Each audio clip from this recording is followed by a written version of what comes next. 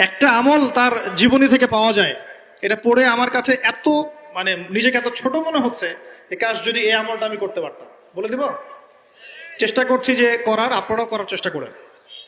উসমান রাদিয়াল্লাহু আনহু ধনী ছিলেন কিনা, তো নবীর কাছে গিয়ে বলছেন যে আমার ধন সম্পদ খুব বেশি বাড়ছে, ইয়া রাসূলুল্লাহ আপনি সম্পদ একটু কমানোর দোয়া করেন তো আমার জন্য।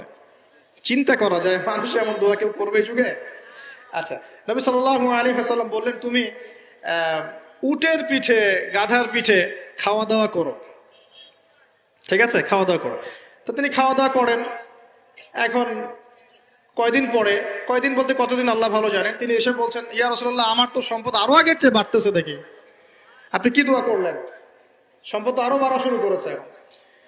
তখন তিনি বলছেন যে তুমি যখন খাও তখন তোমার হাত থেকে যদি খাবার পড়ে যায় তুমি কি করো?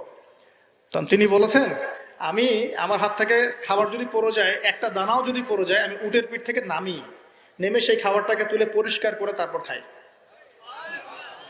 উসমান রাদিয়াল্লাহু আনহু এত ধনী মানুষ, তিনি প্রতি বেলায় 100 মানুষকে খাওয়াতে পারেন, কোনো সমস্যা নাই। তিনি একাই তাবুকের যুদ্ধে 30,000 সৈন্যের দায়িত্ব নিয়েছেন। 30,000 সৈন্য 3 মাস যাবে, যাত্রা বিরতি করবে, খাবে দাবে, তাদের ঘোড়া অস্ত্রশস্ত্র সব দায়িত্ব একজন ব্যক্তি বহন করেছেন, ওসমান রাদিয়াল্লাহু আনহু।